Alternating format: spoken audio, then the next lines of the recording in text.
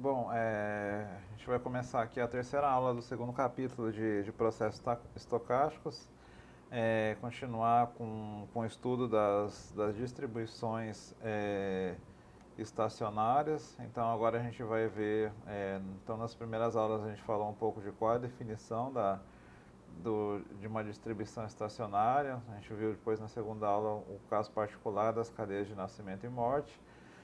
Agora continuando o tema ainda, né, a gente vai falar um pouco do número de visitas a um estado recorrente, né, quantas vezes eu posso atingir um determinado estado X numa cadeia recorrente e o que acontece nos casos transientes. E aí a gente vai ver também um pouco dos conceitos de período, por exemplo, né, que a cadeia, quanto tempo eu preciso para que a cadeia volte no mesmo lugar.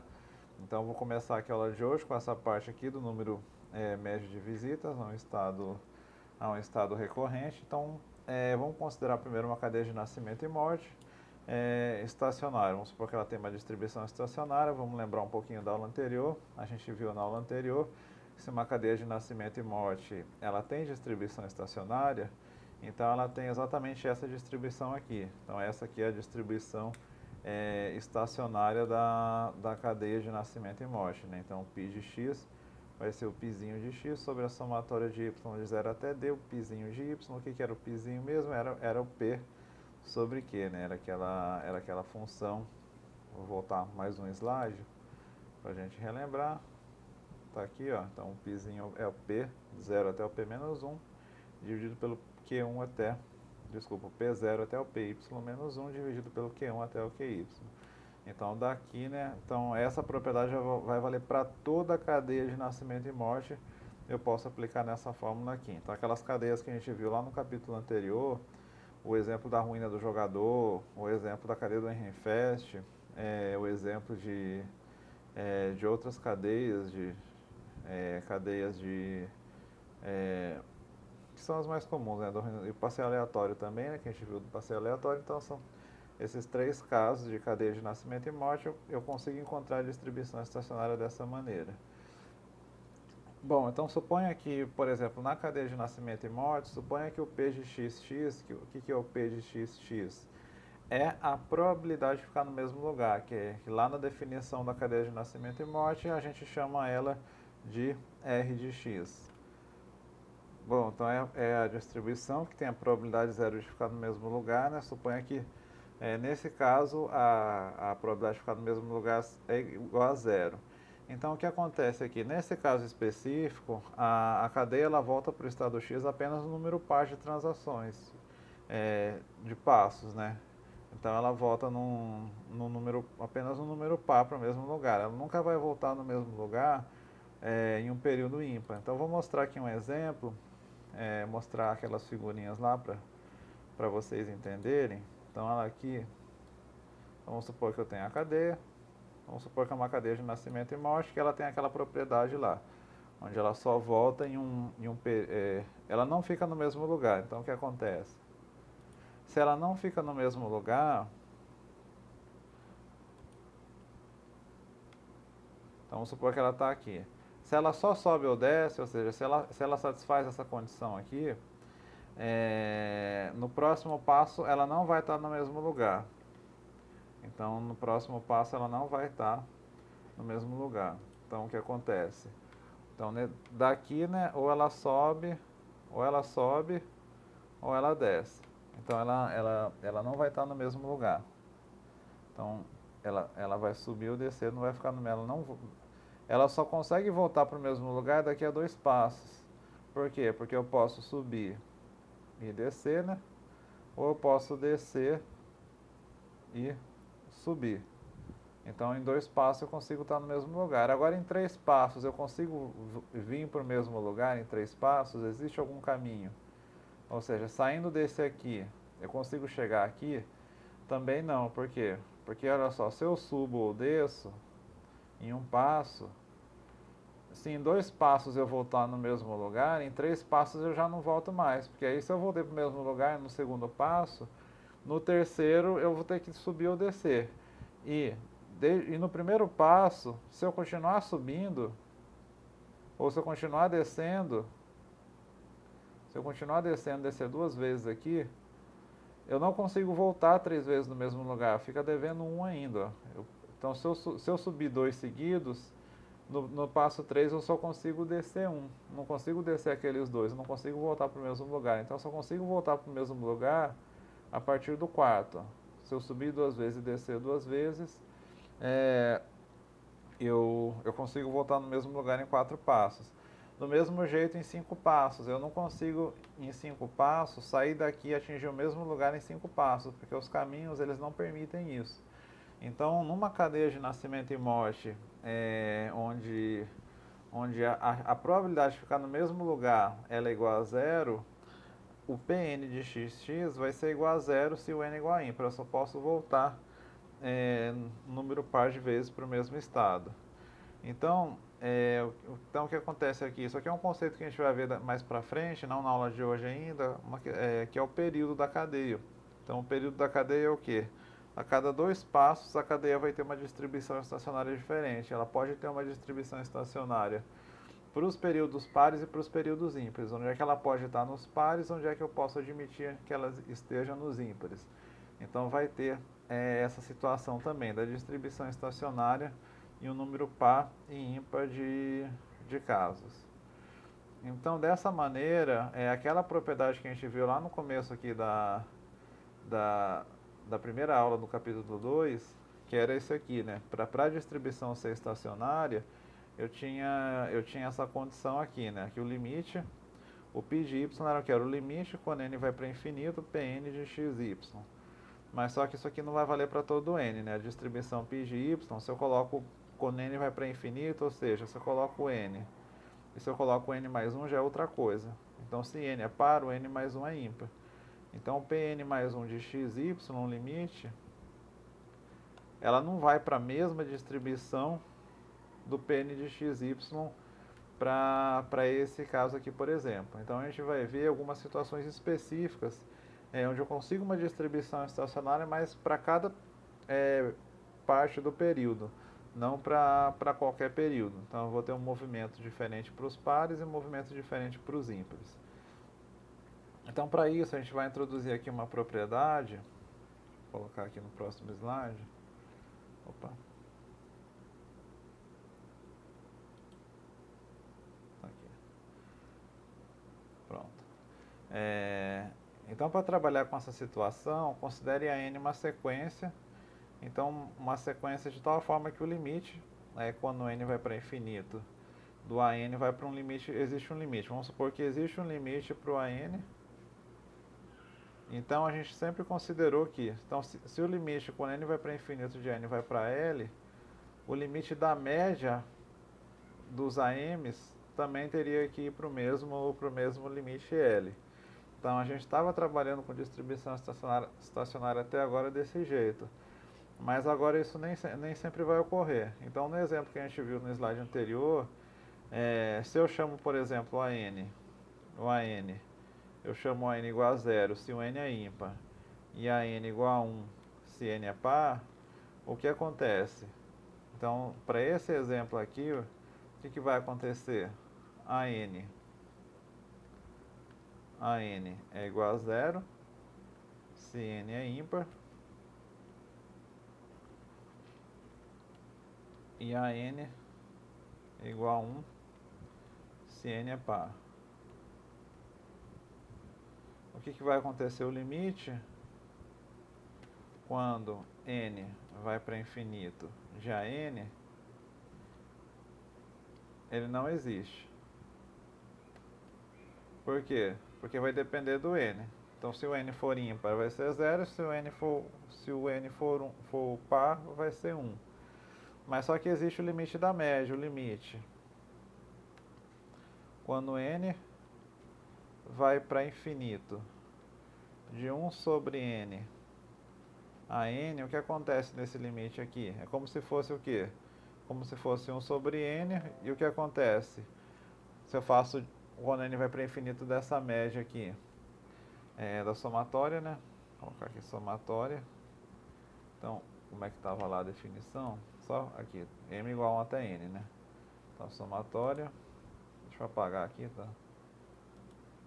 as minhas somatórias que eu escrevo sempre ficam exprimidas, né? Eu esqueço a somatória, depois ela acaba sendo exprimida, né? Então eu vou colocar aqui, limite, quando n vai para infinito, de 1 sobre n, somatória de m igual a 1 até n.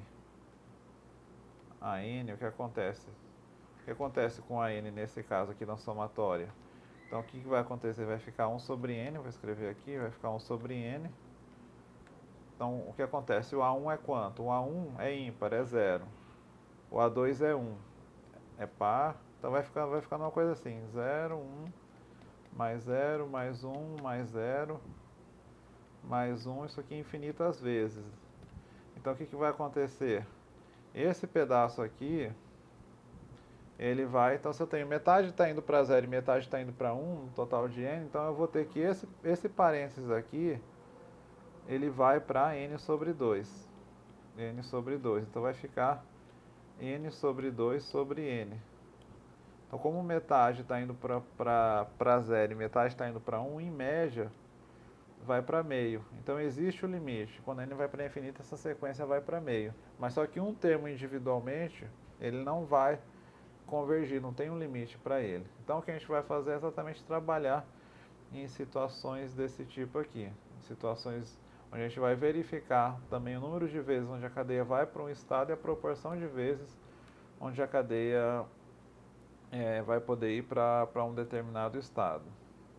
Bom, então o intuito dessa sessão é mostrar que existe uma distribuição estacionária, mesmo quando o limite da sequência pode não existir. Então, pode acontecer, como eu falei, o PM de xy, ele pode ter um valor diferente quando é par e um valor diferente quando é ímpar. Mas aí a gente vai mostrar como obter uma distribuição estacionária para os pares e para os ímpares através da definição de período. Bom, então eu vou introduzir aqui para vocês nesse slide aqui algumas notações, né? Vou tentar explicar aqui um pouco de maneira didática aqui as aplicações. Esse livro do Howell, ele adora notações, né? Botar letras para mudar a definição, cada notação, né? Assim, tem item, é uma sopa de letrinha aqui, né? Então, esse slide aqui vai ter várias notações aqui, vou tentar explicar aqui da maneira mais agradável possível, né? Se é que isso existe. Bom, então seja I e de Z a função indicadora. Então essa função indicadora aqui, ela vai ser o quê? Ela vai valer 1 se y é igual a z e 0 caso contrário. Então essa função aqui, I de Z, ela vai ser 1 se y é igual a z e 0 caso contrário. Então ela só vai valer se ela estiver naquele mesmo estado, né? Então no caso, o valor esperado de x, saindo de x, e da função indicadora, né, do xn, do xn igual a y, isso aqui vai ser a probabilidade de eu sair de x e no xn eu estar em y. Então a probabilidade de saindo de x no instante inicial, no xn eu estar em y. Então isso aqui nada mais é do que Pn de xy. Então o que ele está fazendo? Ele está escrevendo o Pn de xy de uma outra maneira. Ele está escrevendo o Pn de xy através dessa função aqui. Ele o Pn de xy é o valor esperado de eu sair do x e chegar no y em n passos. E aí por que ele usa essa notação do i? Ele usa essa notação exatamente para introduzir a ideia do número de visitas a um determinado estado. Então seja n de y vai ser a somatória de m igual a 1 até n, indicadora do xn igual a y, indicadora de eu estar no estado y. Então, ele vai somar os n passos, ou seja, o que ele vai fazer aqui? Vou tentar desenhar para ficar mais entendível, né? Ele vai fazer o quê? Deixa eu criar aqui mais uma página. Ele vai fazer o seguinte, desenhar aqui de novo a cadeia. espaço de estados e o tempo.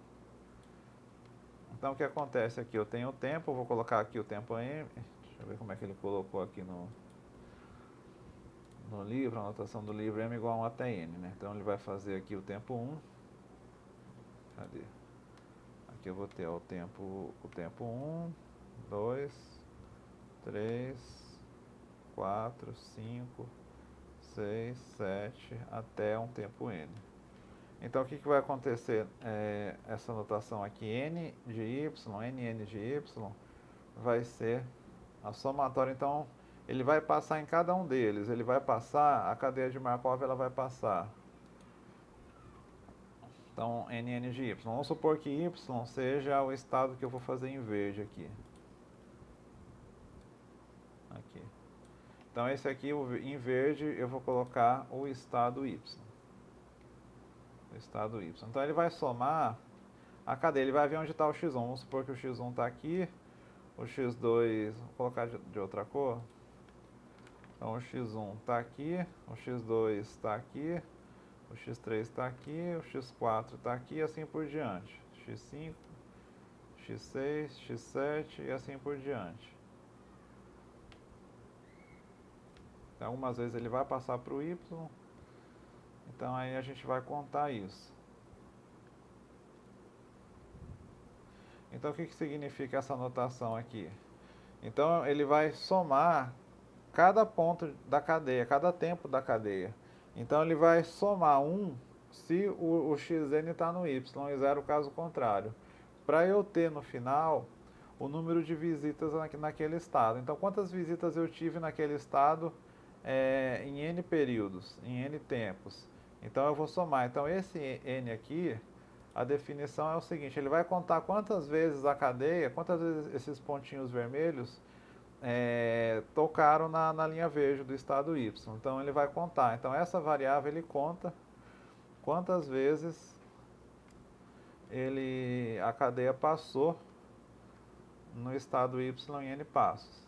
Então nesse caso aqui ele passou 4 vezes. Então somando aqui ele passou 4 vezes naquele estado. Então essa é a definição do N. Então ele está somando quantas vezes, então ele vai ser 1 se passar naquele estado e 0 caso contrário. Então se eu somo esses eventos, eu vou ter o número de visitas naquele estado. Então o número esperado de visitas, então se eu faço em n passos, então o que acontece na cadeia de Markov? Então n é uma variável aleatória. Por quê? Porque eu tenho uma probabilidade de eu estar no estado em cada momento, né? Então esse exemplo aqui é um exemplo que eu dei só para ilustrar. Se eu tivesse simulado uma outra cadeia de Markov do mesmo jeito, então o que acontece? Poderia acontecer se eu começasse uma outra cadeia do zero, poderia acontecer dela e fazer caminhos diferentes, né? Então cada cadeia que eu faço,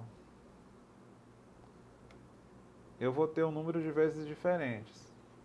Então é uma variável aleatória esse número de visitas em n passos. Mas como eu tenho a probabilidade de eu estar naquele estado, eu posso calcular a esperança desse número de visitas. Eu posso calcular a esperança dessa variável aleatória aqui. Então então a definição que tem aqui embaixo vai ser o número esperado de visitas, vai ser tirar a esperança dessa variável número de visitas. Então como é que eu faço para tirar a esperança desse número de visitas, ou o número esperado de visitas, né? Então a esperança de n de y vai ser o quê? Então n de y é a somatória, né? De m igual a tn i de x. Então essa aqui vai ser a esperança, né? De saindo de x de m igual a 1 até n i de y xn, mas só que o que é esse i de y xn que a gente acabou de ver aqui? Então então esse i de y xn é exatamente isso aqui, é o Pn de xy, a probabilidade de eu sair de x e chegar em y em n passos. Então essa é a esperança da soma, eu posso aplicar a propriedade passar a somatória para fora, né? Somatória de m igual a 1 até n de Pm de xy. Então ele vai somar para cada estado, né, para cada tempo, qual seria a probabilidade de eu sair de x e chegar em y naquele exato estado. Então em 1, em 2, em 3. Então é como se ele somasse todos os p's, né? Então para calcular esse número esperado, o que vai ser? Então a esperança do n de y vai ser o quê? Vai ser o P1 de xy, ou seja, se eu sair de x, por exemplo, o P1 de xy vai ser a probabilidade de eu sair de x e chegar em y em um passo. Opa, ficou feio aqui. De eu sair do x e chegar em y em um passo, mais a probabilidade de eu sair do x e chegar em y em dois passos. Então eu posso sair do x e chegar em y em dois passos, mais a probabilidade de eu sair do x e chegar em y em três passos. Então eu vou ter 1, 2, deixa eu ver onde é que está o 3, acho que o 3 está para cá, não sei se esse aqui é o 3. E assim por diante. Então ele vai somar todos esses caminhos possíveis até a probabilidade em n passos. A probabilidade de eu sair do x e chegar em y em n passos. Então esse é o valor esperado. E aí ele utilizou uma notação para definir esse valor esperado. Então ele chamou de Gn de xy exatamente essa esperança. Então o Gn de xy é o valor esperado. Quantas vezes eu espero que eu visite o estado y saindo do x em n passos. Então vai dar o valor esperado do número de visitas em n passos.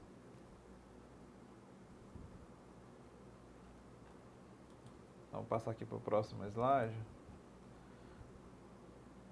Opa.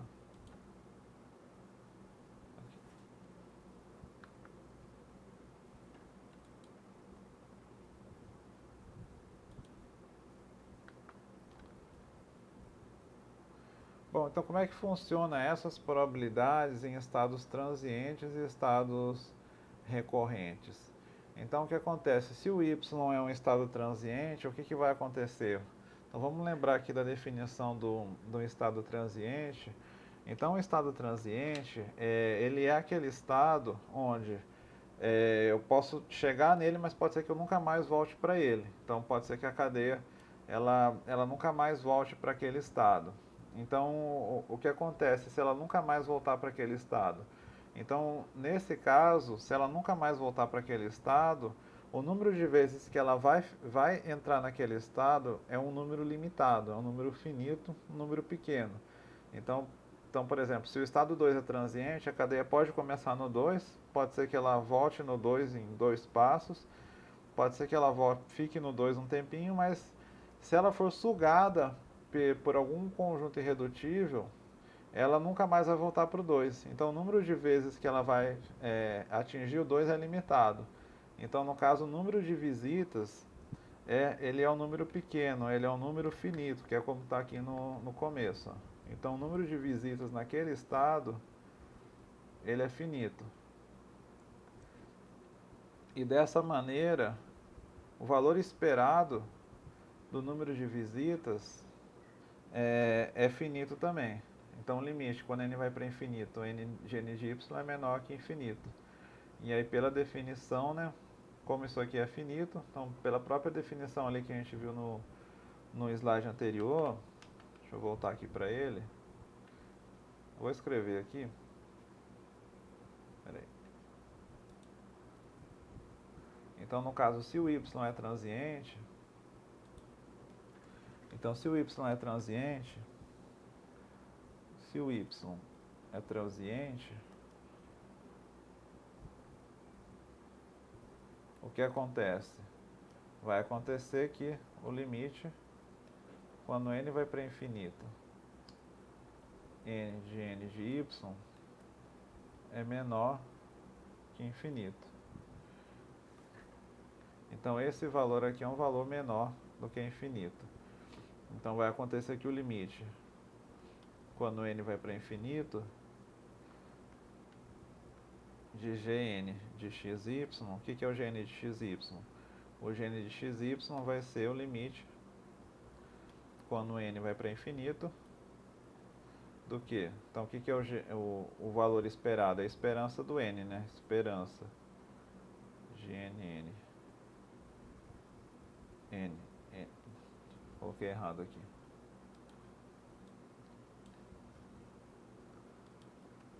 Então, limite da esperança de eu sair de x e chegar em y em n passos vai ser o quê? Vai ser o limite, quando n vai para infinito, do que? Da esperança de x da soma de m igual a 1 até n de i de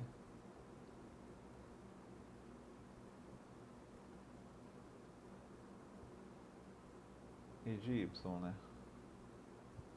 Deixa eu ver aqui como é que tá no slide anterior.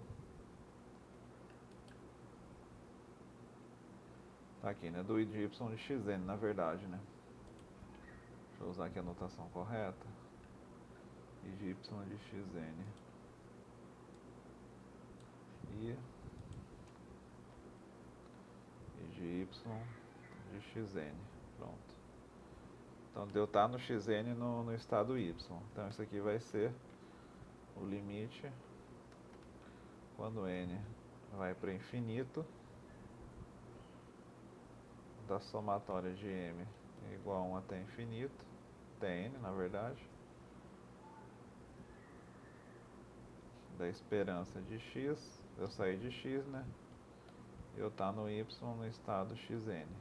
E aí a gente viu ali no slide anterior que isso aqui vai ser o limite quando n vai para infinito da somatória de m igual a 1 até n. Então essa esperança aqui vai ser o que? Vai ser o P m de xy. Então a probabilidade de eu sair do x e chegar em y em n passos é a soma desse evento, né? De eu sair de x e chegar em y em m passos. Então, se isso aqui é infinito, o que acontece? Quando n vai para infinito, então se o y é transiente, quando n vai para infinito,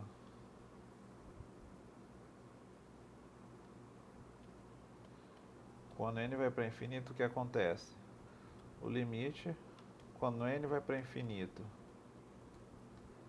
de p n de xy vai para zero. Então, em algum momento, né, por que o limite vai para zero? Porque em algum momento essa cadeia foi absorvida por algum outro estado.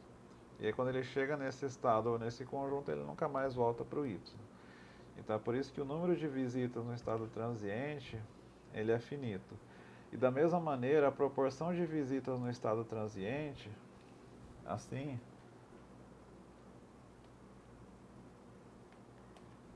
a proporção de vezes em que ela visita o estado, proporção de vezes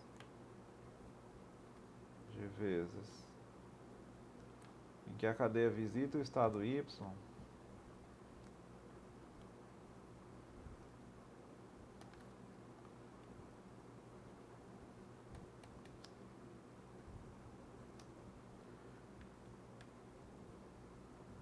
que ela visita um estado y, vai ser o quê?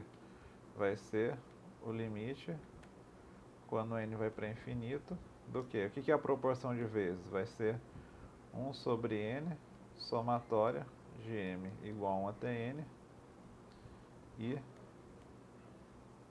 y xn.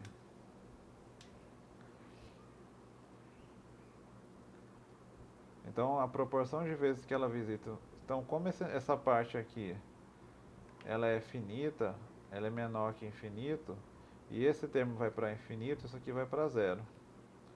Então, se ela visita, sei lá, 10 vezes, por exemplo. Então, se ela visita 10 vezes em 1000, é um número pequeno. Se ela visita 10 vezes em infinito, vai para zero. Então, o número esperado de visitas num estado transiente é zero. A proporção de vezes, número esperado não, a proporção de vezes em que ela visita um estado transiente, ela é zero. Então, eu vou ter isso aqui.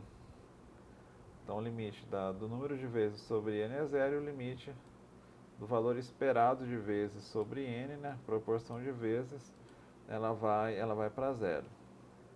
Então, no caso, se o y é transiente, a probabilidade dela atingir aquele estado no tempo infinito vai para zero. Então, a distribuição estacionária lá no infinito, ela vai ser igual a zero para os estados transientes. Então, para o estado transiente não tem muita conta a se fazer. Eu sei que a distribuição estacionária nesse estado, ela vai ser igual a zero. Então, toda vez que eu tiver um estado transiente, eu não preciso me preocupar em calcular a distribuição estacionária. Eu sei que lá no final, lá para um n grande, a distribuição ela não vai para aquele lugar. A probabilidade naquele estado transiente é igual a zero. Então, cabe a gente calcular as probabilidades nos estados recorrentes, que é o que a gente vai ver agora. Então, se eu tenho agora um estado recorrente, um estado que eu posso voltar infinitas vezes, né? Se eu tenho um estado onde a cadeia está naquele estado, ela pode voltar, não tem nenhum outro caminho que ela pode ser capturada por outro conjunto. Aí nesse caso sim, nesse caso eu tenho uma proporção de vezes, o número de visitas naquele estado vai ser infinito. Então se eu tenho uma probabilidade, se eu sempre for ter uma probabilidade de atingir aquele estado, infinitas vezes eu vou atingir aquele estado, o número de visitas naquele estado é infinito também. Então sei lá, se a cada 10 vezes, uma vez eu estou naquele estado, de qualquer maneira eu sempre vou estar, sei lá, 10% das vezes eu vou estar naquele estado. Se eu multiplico isso por infinito, 10% de infinito é infinito, o número de visitas é infinito. Então a gente vai ver como calcular exatamente essa proporção de vezes onde eu posso atingir aquele estado. Então para isso, lá na anotação do livro, né, ele considerou esse m de y aqui. M de y, ele considerou o tempo médio que a cadeia demora para retornar até aquele estado y. Então, esse m de y seria assim: se eu estou naquele estado, quanto tempo eu demoro, que eu espero demorar para retornar naquele estado? Então, se eu visito, por exemplo, sei lá, se a cada 100 visitas eu visito um estado 10 vezes, então quer dizer que a cada 10 vezes o número esperado seria 10. Então, se eu tenho, por exemplo, deixa eu desenhar aqui para ficar melhor o entendimento.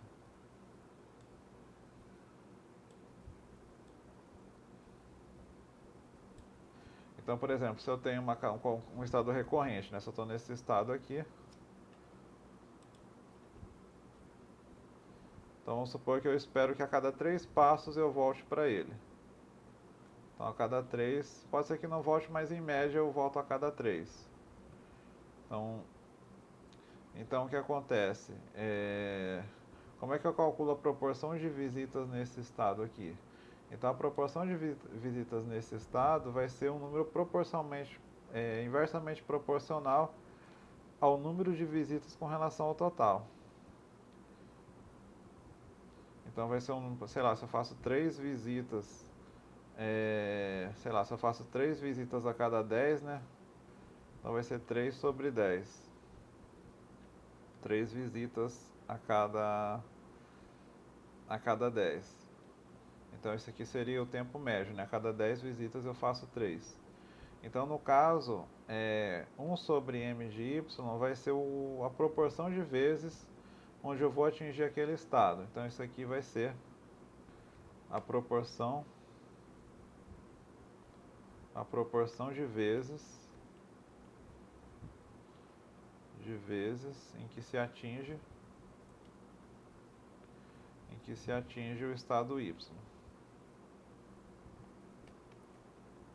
O estado y.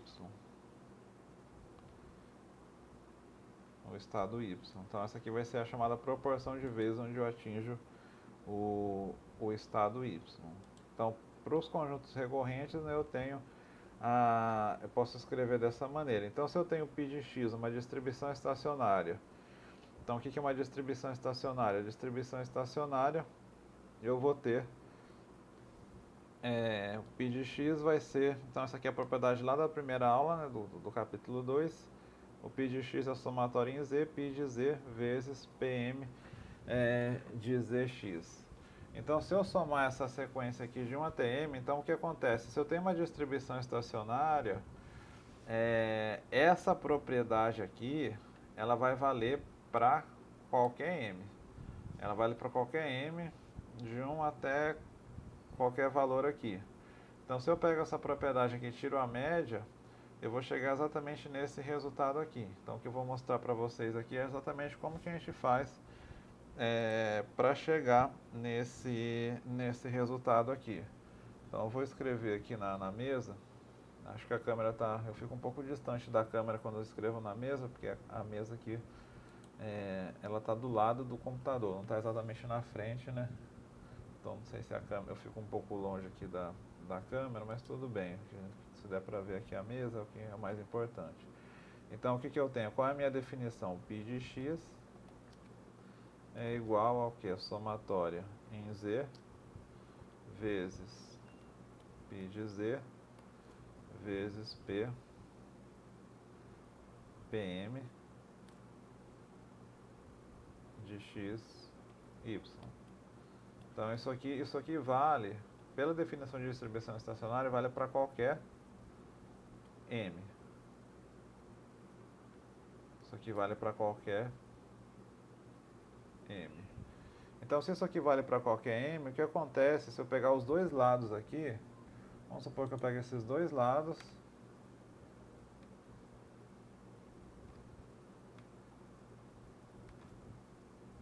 Se eu fizer dos dois lados o seguinte, eu vou fazer 1 sobre n, escrevi errado aqui. Eu vou colocar 1 sobre m somatória de i. Não, eu vou escrever para ficar mais parecida a notação da... Vou colocar n aqui. Não, deixa eu ver. Não, vou deixar m mesmo. É tanta letra aqui, né, em processo estocástico que acaba faltando letra, né? Tem que imaginar que alguma letra. Eu vou colocar i mesmo, i igual a 1 até n. Então, se eu somar as duas partes aqui, i igual a 1 até n, fizer aqui 1 sobre n, 1 sobre n mesmo, 1 sobre m, somatória de i igual a 1 até m, e 1 sobre m, somatória de i igual a 1 até m. Então, o que vai acontecer aqui? O que vai acontecer do lado esquerdo? Então, o lado esquerdo aqui... Não, assim não ficou bom não, peraí. Quero resolver essa prova do livro aqui de um jeito mais amigável do que está no livro. Somatório em z. Então, essa aqui é a definição da distribuição estacionária, vale para qualquer m. Então, se eu fizer o seguinte... Deixa eu colocar em vermelho. Pronto. Vou colocar em vermelho aqui. Então, se eu pegar esses dois pedaços que são iguais, eles continuam iguais se eu aplicar dos dois lados 1 sobre n somatória de m igual a 1 até n. Estou tirando as médias, né? E aqui é a mesma coisa. Então, se eu faço 1 sobre n somatória de m igual a 1 até n. Pronto, agora sim. Agora vai dar para mostrar. Então, o que acontece? O π de x não depende do m. Então, eu estou fazendo a média da mesma coisa. O π de x, nesse pedaço aqui, ele é constante. Então, é como se eu somasse o π de x n vezes e depois dividisse por n. Então, esse lado aqui é o próprio π de x. Então, esse pedaço aqui, ele continua sendo o π de x. Então, aqui eu vou ter π de x. Então, π de x vai ser o quê? Vai ser 1 sobre n somatória de m igual a 1 até n vezes somatória em z, π de z, p m de xy. Bom, agora eu vou pegar essa somatória aqui e vou passar para dentro, vou passar aqui. Então o que vai acontecer quando eu passo essa somatória? Eu vou ter que 1 sobre n, isso aqui é 1 sobre n, né? Vezes a somatória em z, vezes π de z, vezes somatória de m igual a 1 até n, pm de x, y. Na verdade é de zy, né? Não é de xy aqui. Cadê? Tá a definição. Π de z, né? Não. Deixa eu ver aqui como é que estava o enunciado. É de x, né? Não é de y. O z continua. De z. É de zx, né? A definição. Então isso aqui vai ser z. Isso aqui vai ser x. Zx. Então isso aqui vai ser zx também.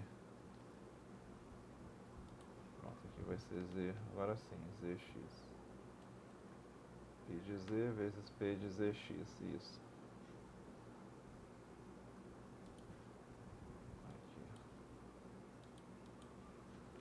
Pm de zx. Zx. E aí esse 1 sobre n eu posso passar para cá também. Então π de x, agora sim, agora vai dar certo. π de x vai ser a somatória em z vezes π de z, aí eu passo 1 sobre n para dentro. Vai ficar 1 sobre n somatória de m igual a 1 até n, p m de zx. Então o que acontece aqui? O que é essa somatória aqui? Essa somatória aqui vai ser o número de vezes onde eu saio do z e chego no x. Então essa somatória é o número esperado de vezes. Mas quando eu divido por n, isso aqui vai ser o quê? Isso aqui vai ser a proporção esperada de vezes onde eu atinjo o estado x saindo do z. Então isso aqui é a proporção esperada de vezes que chego no x, chego em x, saindo de z. Então, pela anotação ali que estava nos slides, isso aqui, ele é o g, é o gn, né, de zx. Ele é exatamente isso aqui, o gn de zx sobre n, né? O gn é o número de vezes e o n divide por n vai ter a proporção. Então isso aqui vai ser a somatória em z, π de z, vezes a proporção de vezes, a proporção esperada de vezes sobre n.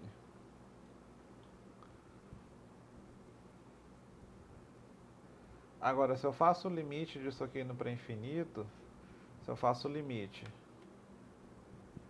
quando n vai para infinito disso aqui, então se eu faço a proporção infinitas vezes aqui, π de z, gn de z x sobre n, esse pedaço aqui a gente acabou de ver, isso aqui é exatamente o que? Então, pelo que estava ali no slide anterior, isso aqui é o gn sobre n é 1 sobre m de y. 1 sobre o tempo médio de vezes onde eu visito o estado y. Então, eu posso reescrever isso aqui como sendo...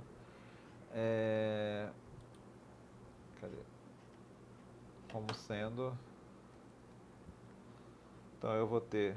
Isso aqui vai ser o quê? Isso aqui vai ser 1 sobre m de y, o tempo médio de vezes em infinitos passos. Então, eu vou ter... Eu posso escrever o π de x como sendo a somatória em z vezes π de z, na verdade é m de x, né? Não é m de y aqui. Aqui é o m de x. M de x. Então, somatória em z, π de z vezes 1 sobre m de x. Então, quando m vai para infinito, o que acontece? Isso aqui vai para 1 sobre m de x. Percebam agora que se isso aqui vai para 1 sobre m de x, é uma coisa que não depende mais do z. Então, como isso aqui não depende mais do z, o que vai acontecer? Eu posso passar esse 1 sobre m de x para fora da somatória do z.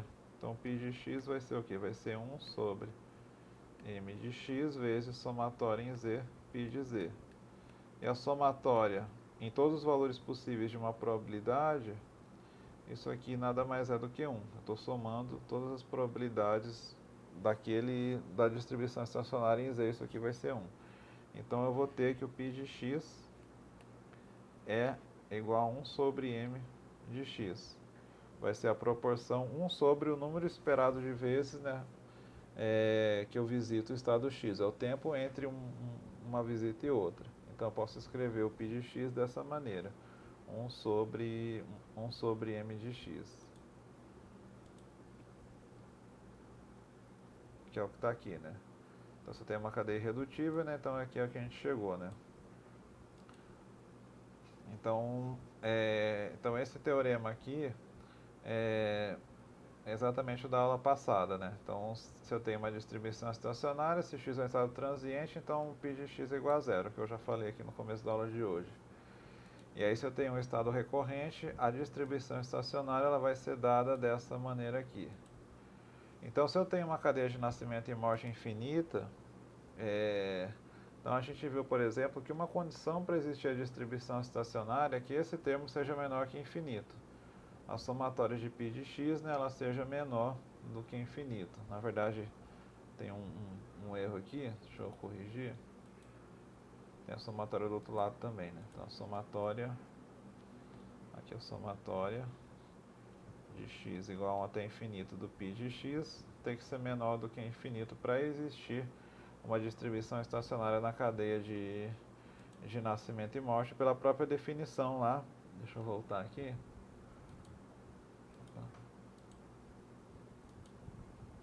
Então, pela própria definição, eu tenho... Estou voltando aqui na aula passada aqui. Então, esse termo aqui do denominador, se eu tenho uma cadeia de nascimento e morte infinita, eu tenho uma somatória infinita aqui embaixo, eu tenho que tomar cuidado. Por quê?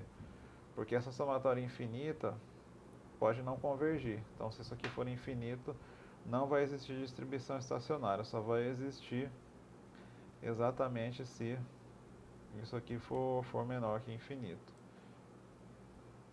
Então, aí eu vou ter, né, que essa distribuição aqui, ela vai ser finita, né? Eu tenho que garantir que o P sobre o Q seja finito.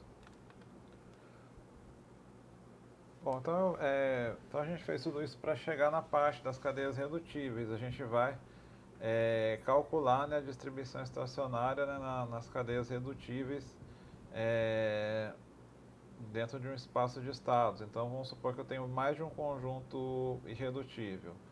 Então o que vai acontecer aqui? Seja uma distribuição estacionária dentro do espaço de estados, do conjunto de espaço de estados, e seja C um subconjunto irredutível. Então o que seria C um subconjunto irredutível? C seria um conjunto de valores de tal forma que a cadeia vai ficar sempre naquele lugar, né? A cadeia, quando ela chega naqueles valores, ela nunca mais vai sair daqueles valores.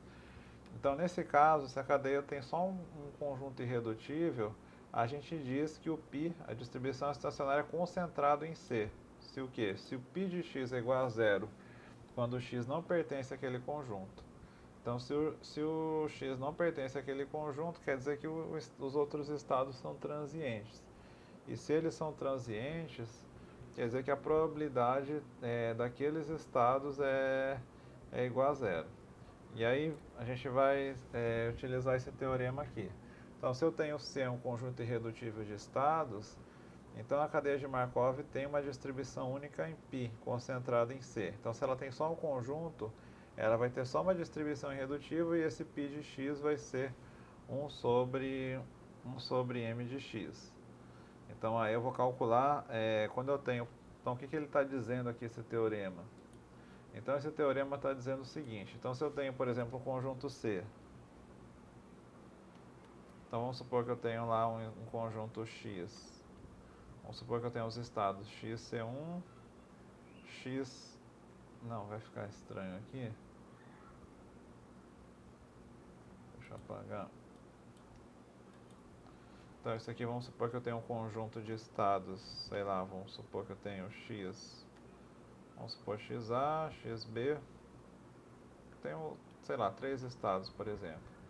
Então vamos supor que se esses 3 estados aqui é um conjunto irredutível e os outros são transientes, vamos supor que eu tenho, sei lá, XD, XE e XF. Se eles são transientes, o que acontece? Eu tenho que o π de XD é igual ao π de XE, que é igual ao π de XF. Isso aqui é igual a zero. Então, nos transientes é igual a zero. E eu tenho que calcular a distribuição estacionária exatamente apenas nos conjuntos irredutíveis. Então, eu tenho que resolver as equações, eu tenho que considerar aqueles 3, o A, B e C, os estados A, B e C, como se eu pegasse aqueles estados, pegasse a matriz de transição dos 6 estados, né, do A, B, C, D e E, mas só que eu descartasse todas as transições do C, D e E. Então é como se eu pegasse o quê? Como se eu pegasse, deixa eu colocar aqui, vamos supor que eu tenho lá os estados A, B, C, D, E e F, né? Coloquei 6. E aqui também, né? A, B, C, D, E F. Então eu vou ter o quê? Eu vou ter a transição, né? P de A, P de AB e assim por diante. Até o P de F. P, né? Não é F. Tanta letra que até o cérebro da gente aqui confunde, né, na hora de escrever. Então, essa aqui é a matriz de transição, vamos supor. Então, se eu tenho que esses 3 primeiros estados são recorrentes e esses aqui são transientes, para calcular a distribuição estacionária, eu tenho que olhar só esses 3 estados aqui. Então, eu pego só, é como se eu tivesse uma mini matriz dentro da matriz de transição maior. Eu pego essa mini matriz aqui e eu calculo a probabilidade de transição só entre os estados recorrentes. É como se eu pegasse um P compactado, né? E calculasse a minha matriz de transição só dessa maneira aqui. Então, como é que ficaria a minha probabilidade de transição? A minha probabilidade de transição ficaria o quê? Eu tenho π, vamos supor um π de x qualquer. Qual era a definição anteriormente? A definição era o quê? O π de x vai ser o quê? Somatória em z, π de z, vezes p de z x.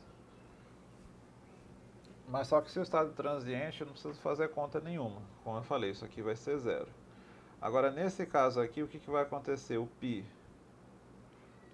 de um x nesse conjunto aqui vai ser o quê? Vai ser a somatória só no z pertencente a esse conjunto aqui. Então, a minha somatória não vai ser para qualquer z aqui de A, B, C, D, E e F.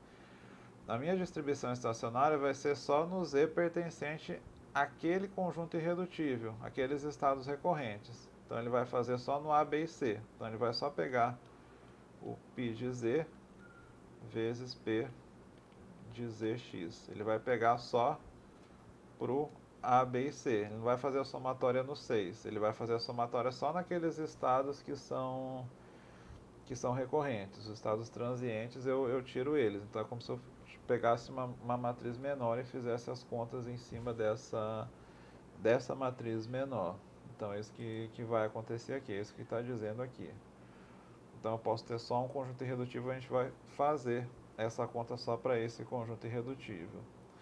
E outra coisa que pode acontecer também numa matriz de transição, né, num conjunto de estados, é quando eu tenho mais de um conjunto irredutível. Então vamos supor que eu tenho 2 conjuntos irredutíveis, um conjunto ele chamou de C0 e de C1. Então, nesse caso aqui, se eu tenho dois conjuntos irredutíveis, ou seja, a cadeia de Markov ou ela é capturada pelo C0, pelo conjunto de valores C0, ou ela é capturada pelo conjunto de valores C1. Então, vamos supor que, sei lá, eu tenho 10 estados, de 0 a 10. Vamos supor que quando ela cai no 2, 3 e 4, ela nunca mais sai daquele lugar. Fica só entre 2, 3 e 4. Quando ela cai no 7, 8 e 9, ela fica sempre naquele mesmo lugar. Então vai ficar sempre o 7, 8 e 9. Vamos supor que eu tenha esses dois conjuntos aqui. O 2, 3 e 4, o 7, 8 e 9. Então o que vai acontecer? Vamos supor que todos os outros estados sejam transientes. Então o que eu sei é que a probabilidade daqueles transientes é zero. Não tem nenhum problema. Não tem nenhuma dificuldade para calcular, né? Então o π do zero, né, o π de 1, o π que não é nem 2, 3 e 4, nem 7, 8 e 9, vai ser tudo zero. Agora, eu vou ter uma probabilidade, se eu cair nesse conjunto aqui no 2, 3 e 4, é como se eu pegasse uma mini matriz só do 2, 3 e 4 e calculasse a distribuição para aquele conjunto. E para o 7, 8 e 9 eu pegasse uma outra mini matriz para o 7, 8 e 9 e calculasse a distribuição estacionária para aquele conjunto. Então eu vou ter, se eu tenho dois conjuntos irredutíveis, eu vou ter uma distribuição estacionária para o primeiro e uma distribuição estacionária para o segundo conjunto irredutível. Então eu vou fazer a conta da matriz só desses três aqui e depois só desses três. Então eu vou fazer uma conta para cada conjunto. Então o que a gente vai ter aqui é exatamente isso. Não existe uma distribuição estacionária para cada conjunto irredutível. Então o que a gente vai ter é uma distribuição que ele chamou de π0 para o conjunto C0 e uma distribuição de π1 para o conjunto C1. Então, para entender isso, a gente vai fazer aqui um exemplo do livro, para terminar a aula de hoje, que é o exemplo 10 do livro. Então, o exemplo 10 é um exemplo com dois conjuntos irredutíveis. Deixa eu ver aqui. Abrir mais uma página, pronto. Então a gente vai fazer aqui o exemplo 10.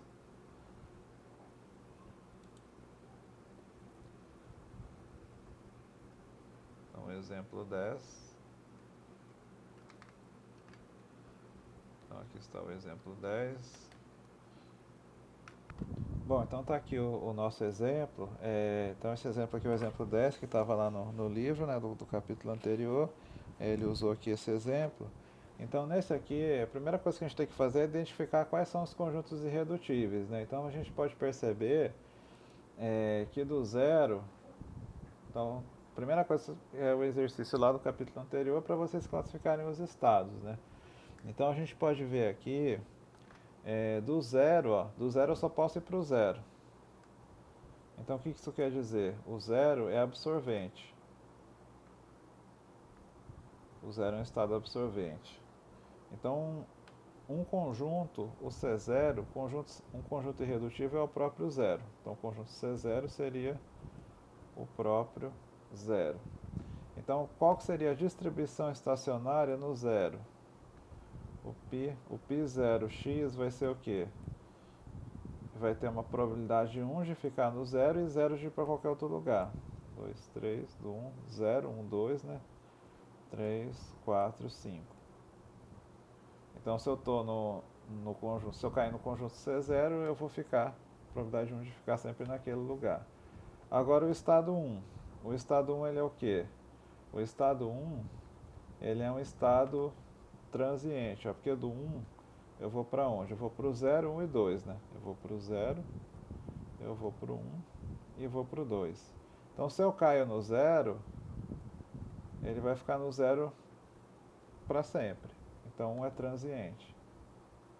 É transiente. O estado 2, do 2 eu posso ir para onde? Do 2 eu posso ir para o 1, para o 2, para o 3 e para o 5, né? Para o 1, para o 2, para o 3 e para o 5. Mas só que se eu for para o 1 eu posso ir para o 0 e ficar lá até infinito. Então o 2 também é transiente. Agora o 3, o 4 e 5 a gente vai perceber que eles são um conjunto irredutível, porque do 3 eu posso ir para o 3, 4 e 5. 3, 4 e 5. E o 4? Do 4 eu posso ir para onde? Do 4 eu posso ir para o 3 e 5. E do 5 eu posso ir para onde? Do 5 eu posso ir para o 3 e 5 também. Então, por exemplo, do 3 eu vou para o 3, aí do 3 eu posso fazer o mesmo caminho. Do 3 eu vou para o 4 e do 4 eu posso ir para o 3 e 5. Aí do 5 eu posso ir para o 3 e 5, né?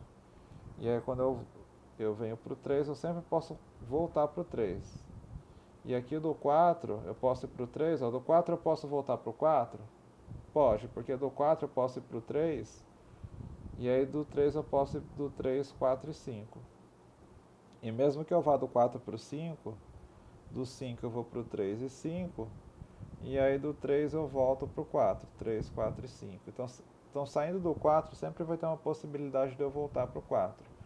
Então o conjunto 3, 4 e 5 é um conjunto irredutível, vou ficar sempre dentro desses valores. Então esse conjunto C1 aqui vai ser o quê? Vai ser o 3, 4 e 5. Então o que a gente tem que fazer é calcular uma distribuição estacionária para esses três estados aqui. A gente vai ter que criar uma distribuição estacionária para esses três estados, para o 3, para o 4 e para o 5.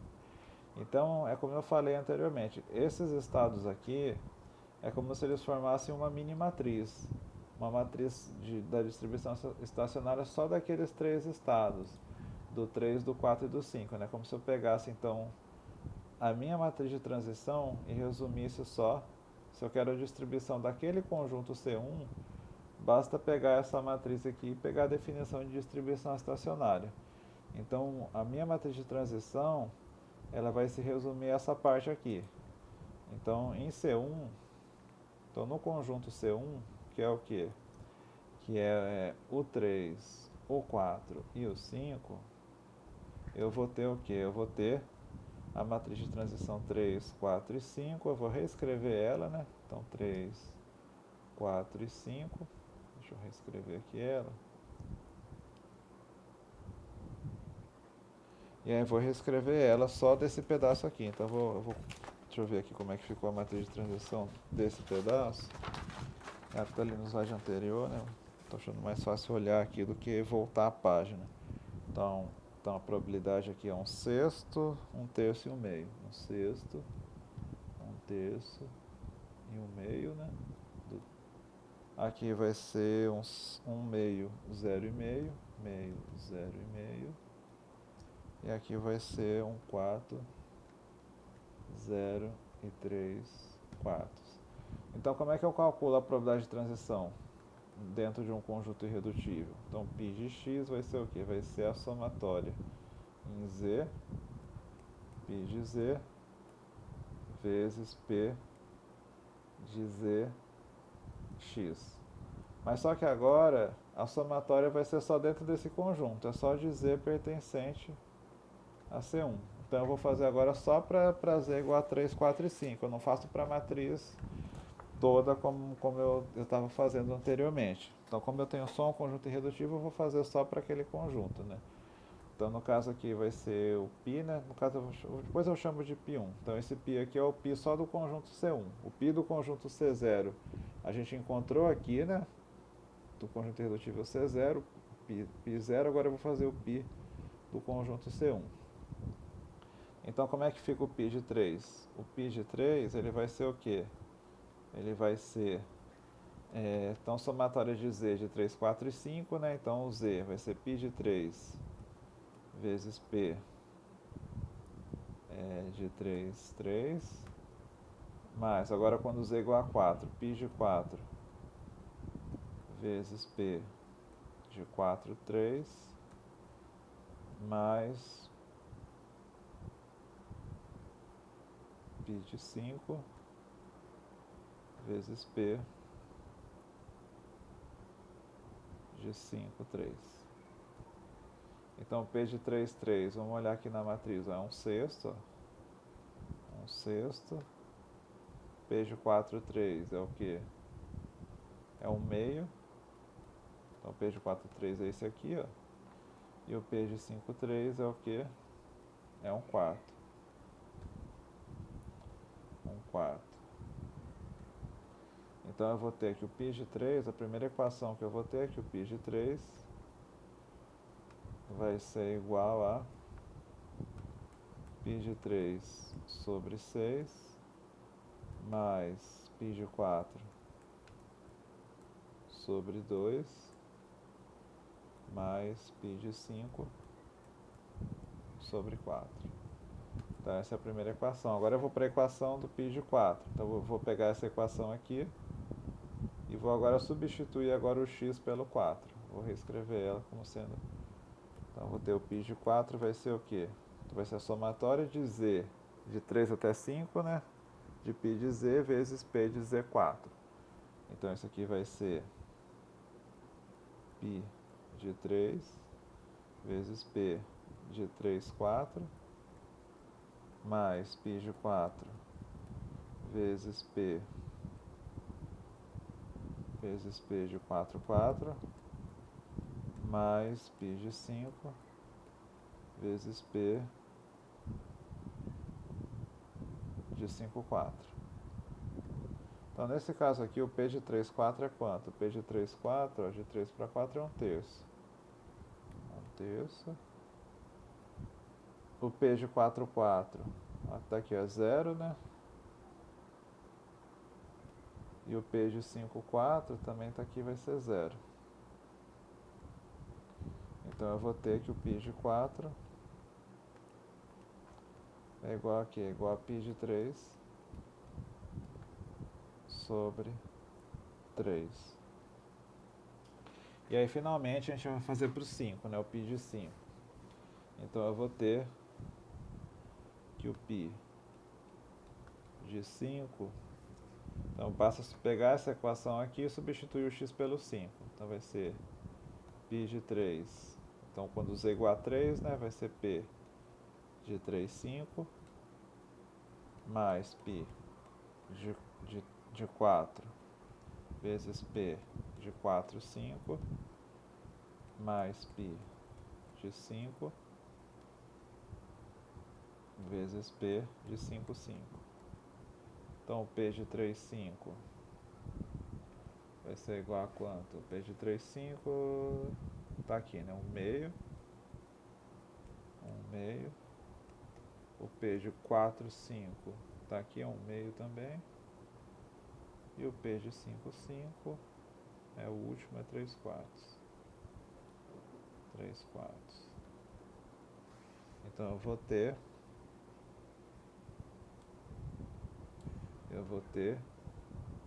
que o π de 5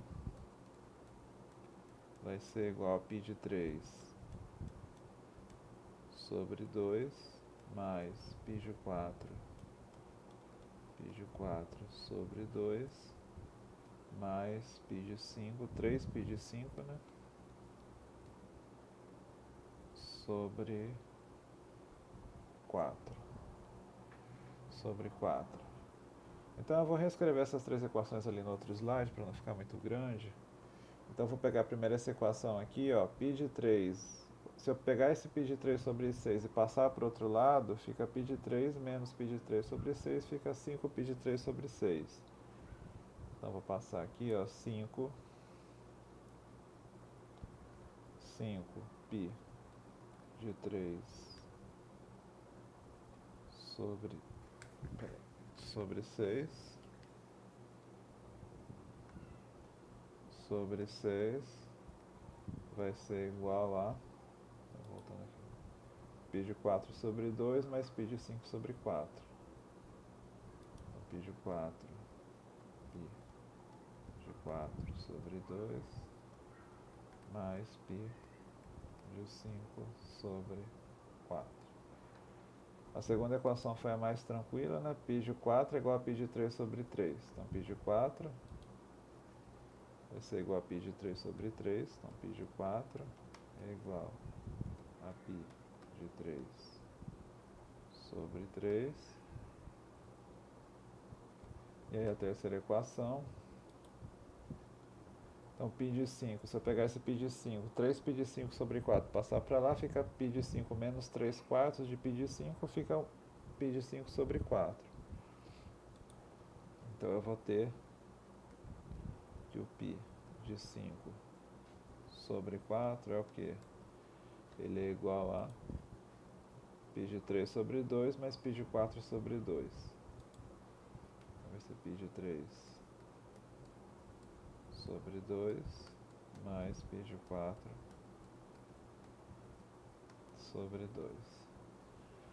Bom, então para simplificar essas contas aqui, vamos ver como é que eu resolvo esse sistema com 3 equações e 3 incógnitas. Então o que eu vou fazer aqui é pegar exatamente essa relação aqui que existe entre o π de 3 e o π de 4 e passa a substituir em algum lugar. Então eu sei que π de 4 é π de 3 sobre 3. Ou eu poderia dizer que o π de 3 é igual a 3π de 4. Então eu poderia pegar esse π de 3 aqui e chamar isso aqui de 3π de 4, por exemplo. 3π de 4. Então eu vou ter aqui o π de 5 sobre 4 vai ser o quê? Ele vai ser o 3π de 4 sobre 2 mais π de 4 sobre 2. Então eu vou ter aqui que o π de 5 sobre 4 vai ser o quê?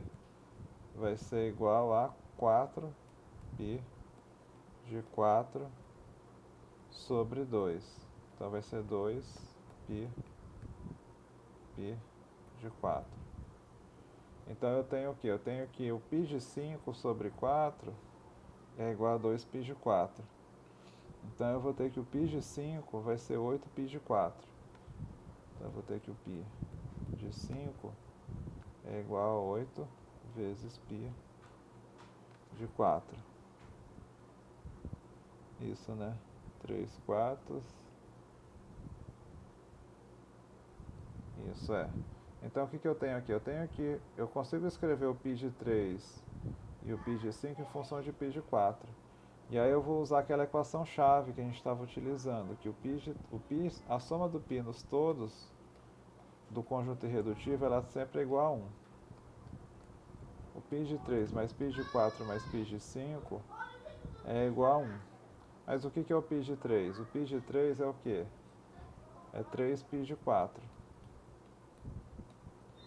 O π de 4 é o quê? O π de 4 é o próprio π de 4, né? E o π de 5 vai ser igual a 8π de 4, né? Então vai ser 8π de 4. Isso aqui é igual a 1. Então eu tenho 8 mais 11, 8 mais 3, 11, mais 1, 12. Né? Então eu vou ter que 12π de 4 é igual a 1. Então eu vou ter que o π de 4 é igual a 1 sobre 12. Então π de 4 é igual a 1 sobre 12. E o π de 3? O π de 3 é igual a quanto? É 3π de 4, a gente já tinha encontrado aqui. Então vai ser 3 sobre 12. Ele vale 3 vezes 1 sobre 12. E o π de 5, finalmente, vai ser igual a 8π de 4, é 8 sobre 12. Então, para o conjunto C1, qual que seria a resposta? Para o conjunto C1,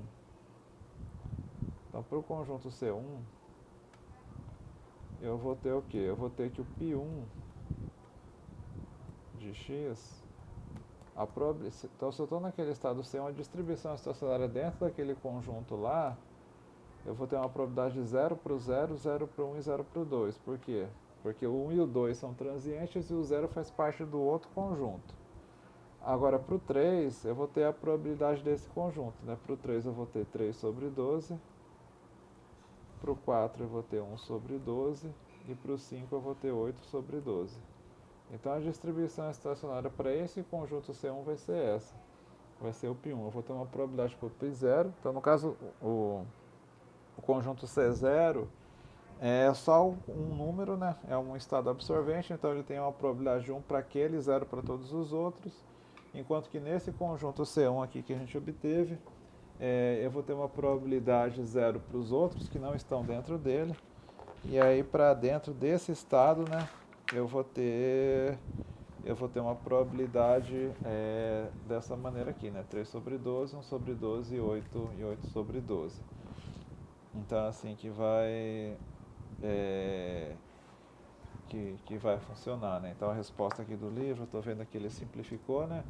O 3 sobre 12 na verdade é 1 quarto, né? E o 8 sobre 12 divide os 2 por 4 fica 2 terços. Então vou ter uma probabilidade para cada conjunto. Então quando eu tenho mais de um conjunto irredutível, eu tenho que pegar esse conjunto.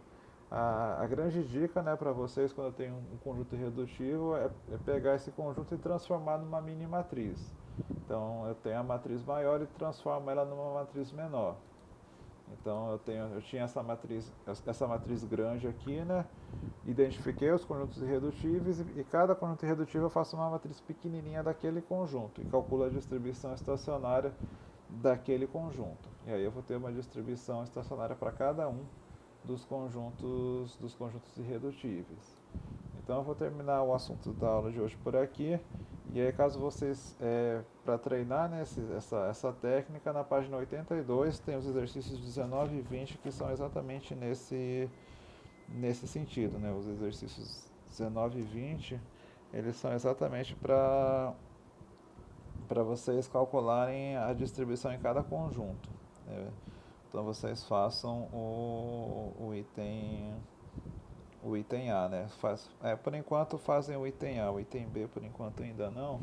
Então o item A é exatamente esse exemplo que eu acabei de fazer com outra matriz. Aí vocês vão fazer a mesma coisa, identificar os conjuntos irredutíveis e encontrar, né, encontrar a distribuição estacionária para cada conjunto. Bom, então é isso.